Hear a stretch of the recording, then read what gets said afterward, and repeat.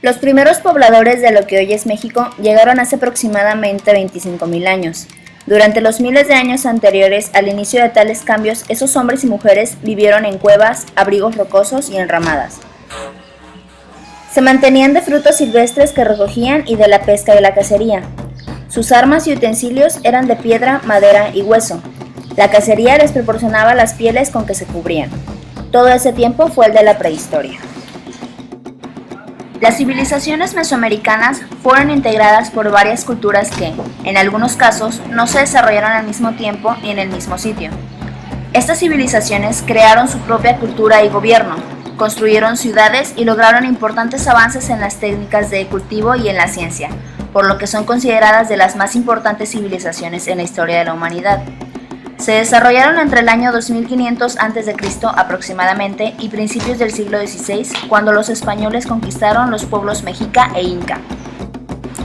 En la región llamada Mesoamérica prosperaron varias culturas con características comunes, tales como economía basada en el cultivo de maíz, frijol, chile y calabaza, y la práctica del comercio, sociedad jerarquizada y organizada en varios grupos, elementos culturales como la construcción de basamentos piramidales para ceremonias, el juego de pelota y la religión politeísta. Además, contaban con una escritura ideográfica, sistemas de numeración vigesimales y utilizaban calendarios.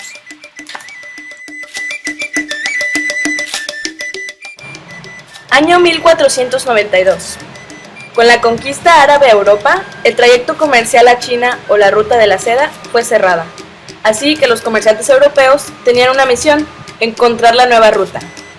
Cristóbal Colón tenía la teoría que la Tierra era redonda y si navegaban hacia el occidente llegarían hacia la India. Colón fue en busca de alguien que financiara su proyecto, así que fue con Alonso V, rey de Portugal, pero este pensaba que no sería exitoso. Siguió buscando hasta que encontró apoyo en la reina de España, Isabel I. Con lo obtenido, Colón consiguió a la Niña, la Pinta y la Santa María y contrató 120 hombres que no tenían conocimiento alguno sobre la navegación. Colón salió del puerto de Palos en agosto de 1492. Después de varios meses de espera, Colón finalmente llega en octubre de 1492 a lo que él cree son las Indias. Llega a una isla a la cual llama San Salvador y a los habitantes les llamó indios, ya que pensaba que estaba en la India. A su regreso a España, Colón contó lo que sucedió a los reyes y les mostró el motín encontrado en la isla con oro, plata, jade e inclusive algunos indios. Los reyes, movidos por la codicia y el poder, decidieron financiar otras expediciones. Las primeras expediciones del Nuevo Mundo. Después de la muerte de Colón, supieron que era el nuevo continente llamado América por Americus Vespucio. A partir de ahí, se empezaron a hacer nuevas expediciones en él, descubriendo nuevas especies y cosas, aún desconocidas en Europa. Una de las primeras expediciones fue la de Diego Velázquez, quien llegó a Cuba y se tomó el poder. La segunda expedición fue hecha por Francisco Hernández de Córdoba, pero fue asesinado a manos de guerreros indígenas en una emboscada. La tercera expedición fue llevada a cabo por Juan Grijalva y Pedro Alvarado. Descubrieron lo que hoy es el río Grijalva y la isla de los sacrificios. Siguiendo el río, se encontraron con un pueblo sometidos por los aztecas, los totonacas, que les regalaron oro y joyas. La última expedición fue hecha por Hernán Cortés en 1519, que navegó hacia las costas de Yucatán, en donde le dieron 20 mujeres, entre ellas la Malinche, que le servía como traductora. La conquista. Moctezuma, a la llegada de Cortés, pensó que ese era Quetzalcóatl y le ofreció regalos. Cegado por la codicia, Cortés decidió sacar a los mexicas. Esto enfureció al pueblo y decidieron defenderse. Los mexicas lograron sacar a los españoles de Tenochtitlan. Esa noche, Cortés lloró en un árbol. A este evento se le conoce como la Noche Triste. Buscando venganza, Cortés buscó a los enemigos de los mexicas para poder enfrentarlos sin piedad. La gran Tenochtitlan cayó en el año de 1521. Consecuencias de la conquista. Después de la caída de Tenochtitlan, se fundó la Nueva España y desde entonces hubo la necesidad de evangelizar a la población indígena. Tras la destrucción del Imperio Azteca y el sometimiento de los nativos, los conquistadores españoles se dispusieron a derribar la antigua capital azteca, Tenochtitlán, y fundar una nueva ciudad de aspecto europeo, Ciudad de México, que se convertiría en la capital del Virreinato de Nueva España. Con la construcción de la nueva capital, España hizo especial énfasis en la europeización de los territorios recién conquistados, introduciendo instituciones políticas occidentales como las iglesias, la encomienda y los ayuntamientos, con el objetivo de afianzar su dominio en la región. Una vez derribados los últimos vestigios de dominación indígena a manos de Hernán Cortés, designado como capitán general de la región, la metrópoli decidió construir estos nuevos territorios como un virreinato, delegando la función de virrey sobre Antonio de Mendoza. El Virreinato de Nueva España ocupó en su máxima extensión América Central, las Antillas, el centro y sur de los actuales Estados Unidos y Filipinas. El impacto demográfico producido tras la conquista fue enorme.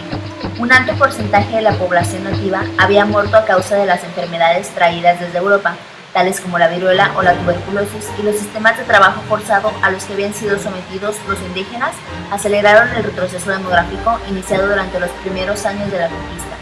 El asentamiento de los españoles y su posterior mezcla con los nativos dio origen a los mestizos, que se convertirían en la raza predominante en la mayor parte de Latinoamérica. A comienzos del siglo XVIII, tras la extinción de la Casa de los Habsburgo y el ascenso de los Borbones en España, se aplicaron una serie de reformas en Nueva España, también en los otros virreinatos que previamente se habían aplicado ya a la España peninsular, conocidas como reformas borbónicas. Dichas reformas adquirieron un carácter ilustrado acorde con el pensamiento de la época y su objetivo era modernizar el país y, en el caso de Nueva España, la administración colonial. Los cambios comenzaron a aplicarse en Nueva España a partir de mediados del siglo. En resumen, todas estas reformas estuvieron orientadas a centralizar el poder administrativo en la corona y modernizar la estructura productiva mediante la puesta en práctica de las ideas ilustradas que durante esos años influenciaron a buena parte de los monarcas europeos.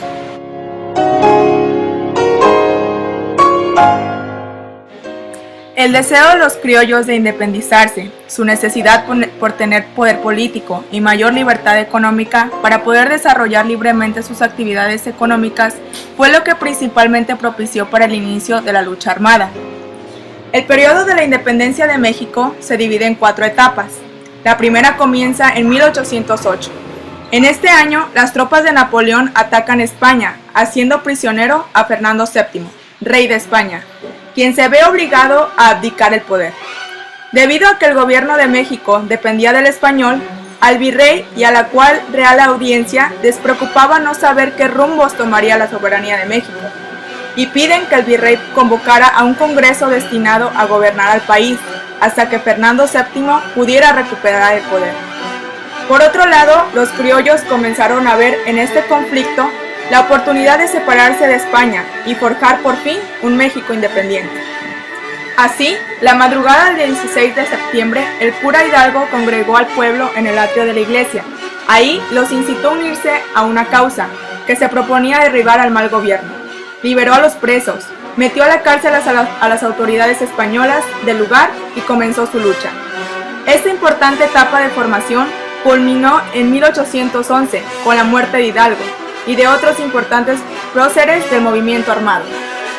La segunda etapa, que se puede definir como una etapa de organización y definición de este movimiento, empezó tras la muerte de Hidalgo y se conoce como la etapa de Morelos. José María Morelos asumió el liderazgo y conquistó casi todo el sur y centro del país. Morelos también organizó el Congreso de Anáhuac, el mismo que en 1814 aprobó la Constitución de Apatzingán, que tuvo carácter liberal republicano. Sin embargo, los criollos le negaron ayuda y apoyaron la restauración absolutista del rey Fernando VII y la sanguinaria represión del virrey Félix María Calleja. Tras varias derrotas, Morelos fue capturado y fusilado el 22 de diciembre de 1815. La tercera etapa es la que corresponde a Vicente Guerrero y Javier Mina. Durante esta etapa, las fuerzas insurgentes comenzaron a desorganizarse y su lucha se dirigió a pequeñas provincias al sur del país, donde Vicente Guerrero había logrado mantener vivo el espíritu de la independencia. Aunque fueron muy pocos los triunfos, en esta etapa sobresale la participación de Francisco Javier Mina, liberal español que luchó y murió por la causa insurgente en 1817. En la última y cuarta etapa, que es cuando se logró la consumación de la independencia, Vicente Guerrero e Iturbide son los principales actores. Tras 11 años de lucha, los criollos y el pueblo en general empezaban a ver la derrota. El nombre de José Iturbide comienza a escucharse con respeto y tras una oportuna estrategia diplomática, lograr hacer pactos y acuerdos que serían los pasos para que naciera el Plan de Iguala, o el de las tres garantías, religión única, unión de todos los grupos sociales e independencia de México. Una vez firmado el Plan de Iguala, la independencia de México se había convertido en la realidad y es el José de Iturbide quien el 28 de septiembre de 1821 hace su entrada triunfal a México acompañado del ejército trigarante, confirmando así la independencia de México. En agosto del mismo año se firmaron los tratados de Córdoba donde se proclamó el nacimiento del Imperio Mexicano y fue en mayo de 1822 cuando Agustín de Iturbide fue proclamado emperador de México independiente. La debilidad de los pueblos republicanos del país propició la formación del primer imperio, con el realista Agustín de Iturbide como emperador. En 1786, el Congreso eligió al primer presidente de la República, Guadalupe Victoria. Antonio López de Santa Anna fue elegido por primera vez presidente de México. A partir de esta fecha, ocupó la presidencia 11 veces hasta 1855, alternando con otros presidentes.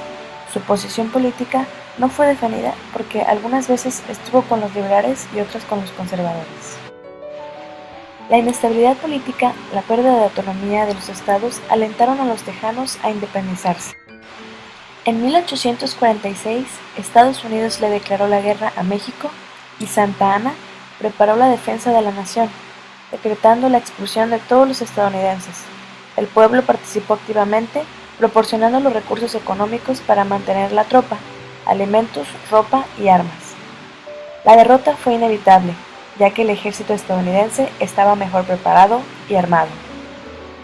En febrero de 1848, Santa Anna firmó el Tratado de Guadalupe Hidalgo, en el que reconoció la anexión de Texas a Estados Unidos. El Plan de Ayutla pretendía desconocer el gobierno de Santa Anna, convocar a los representantes de los estados para elegir un presidente interino y elaborar una nueva constitución. La fuerte oposición de los conservadores a la Constitución de 1857, así como las divisiones entre liberales, llevaron a cabo una guerra conocida como Guerra de Reforma o Guerra de 3 años.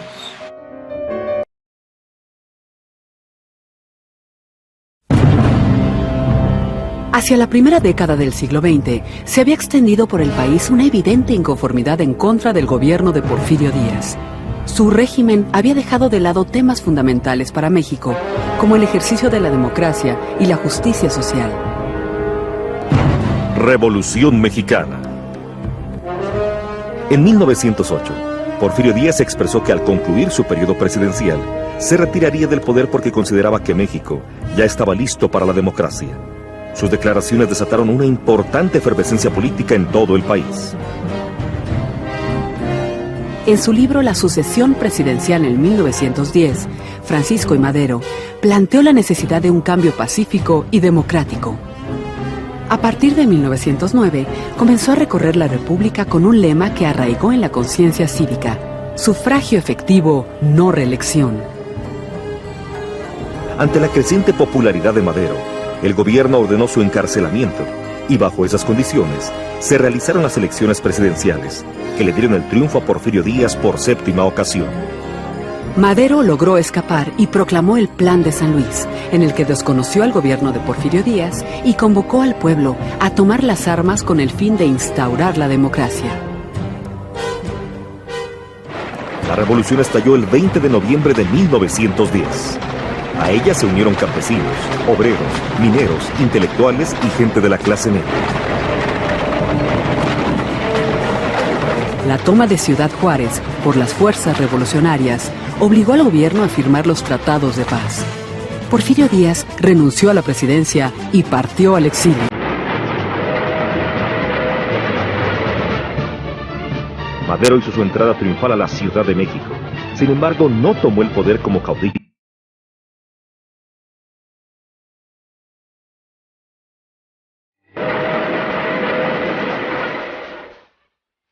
Madero hizo su entrada triunfal a la Ciudad de México. Sin embargo, no tomó el poder como caudillo victorioso, sino que esperó a que se realizaran nuevas elecciones para alcanzar la presidencia por la voluntad de los ciudadanos. Pero la situación económica, social y política del país seguía siendo muy difícil. En Morelos, los zapatistas consideraron que Madero no apoyaba su lucha por la tierra y lanzaron el plan de Ayala en su contra.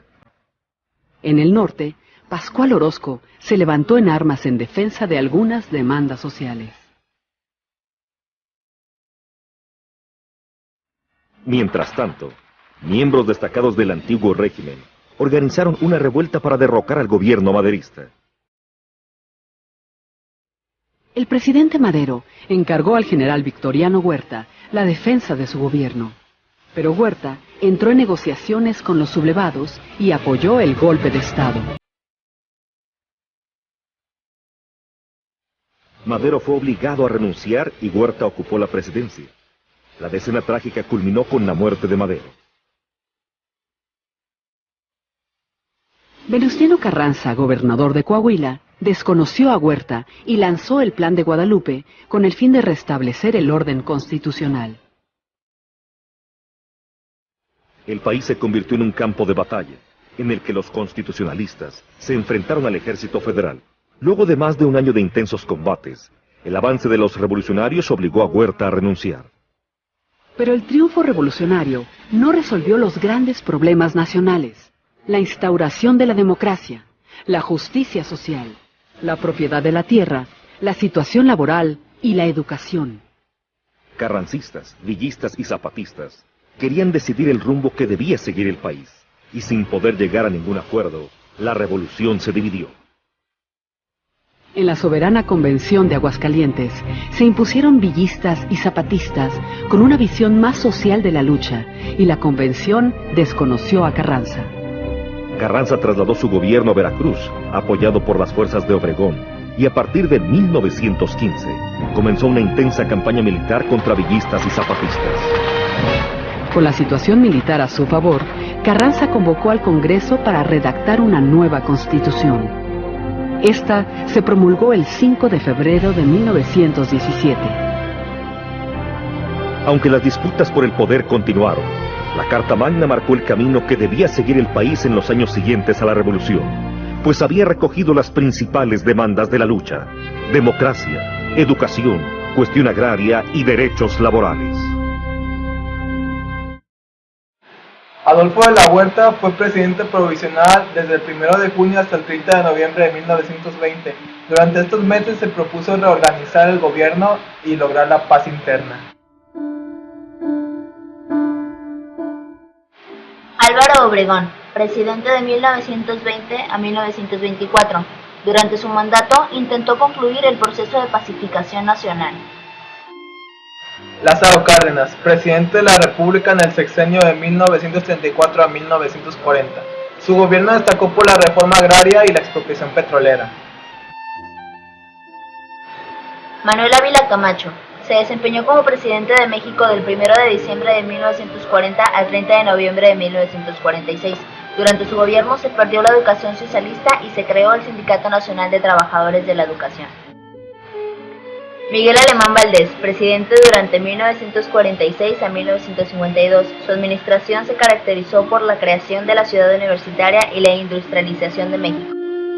Adolfo Ruiz Cortines, presidente de México durante el sexenio de 1952 a 1958. Su administración se caracterizó por disminuir el costo de la vida y el trabajo intenso. Adolfo López Mateos, presidente de la República de 1958 a 1964. Durante su administración se dio la creación del ISSSTE y del Museo Nacional de Antropología. Gustavo Díaz Ordaz, presidente de México del 1 de diciembre de 1964 al 30 de noviembre de 1970. Durante su sexenio se llevaron a cabo la matanza estudiantil de Tlatelolco. Luis Echeverría, presidente de México de 1970 a 1976. Durante su gobierno se desató la crisis económica, se dio mucha corrupción e ineficiencia en los trabajos por parte de los trabajadores. José López Portillo, elegido como presidente de México entre 1976 a 1982. En su gestión sucedieron hechos como la concentración y aplicación de la reforma política inicial para democratizar al país. Miguel de la Madrid, 1982-1988. En 1988, su gobierno protagonizó el mayor escándalo electoral del país. El 3 de julio, durante las elecciones presidenciales, el candidato de la izquierda, Cuauhtémoc Cárdenas, aventajaba ampliamente a sus rivales Manuel Gordier, del PAN, Carlos Salinas de Gortari, 1988-1994. En 1982, el pago anual por pago de intereses de la deuda externa era de 14,000 millones de dólares. Entre 1983 y 1988, se destinó casi el 7% del Producto Interno Bruto para su pago. El monto de lo destinado era casi el equivalente a lo destinado en salud y educación para todo el país. Para inicio del sexenio de Salinas, el monto de la deuda era del 45% del PIB, lo cual hacía necesario una reducción de esta deuda para lograr un crecimiento económico. Ernesto Zedillo Ponce de León, 1994-2000. El precio del dólar incrementó cerca del 114% entre diciembre de 1994 y marzo de 1995, el punto más álgido de la crisis, inmediatamente causando quiebras de miles de compañías, desempleo y que muchos deudores se vieran impedidos de pagar sus deudas. El gobierno de Zedillo ideó el Fondo Bancario de Protección al Ahorro para apoyar a la banca nacional contra los deudores. Vicente Fox Quesada, 2000-2006. Antes de ser elegido como presidente, Fox prometió en su campaña que proporcionaría a cada mexicano la oportunidad de un trabajo en México. En la práctica, se asegura que Fox ha dependido en gran parte de una política de migración hacia los Estados Unidos como manera de proporcionar los medios de subsistencia a los obreros mexicanos.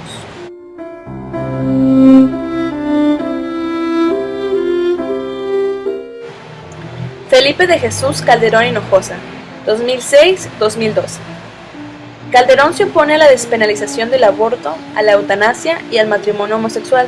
Además, propuso, entre otras cosas, policías fiscales, mejoramiento de la recaudación y un amplio programa de empleo, siendo esta su principal bandera. Enrique Peña Nieto, 2012. Se afilió como miembro del Partido Revolucionario Institucional en 1934 a los 18 años de edad, si bien con una participación moderada y sin ocupar ningún cargo de relevancia política.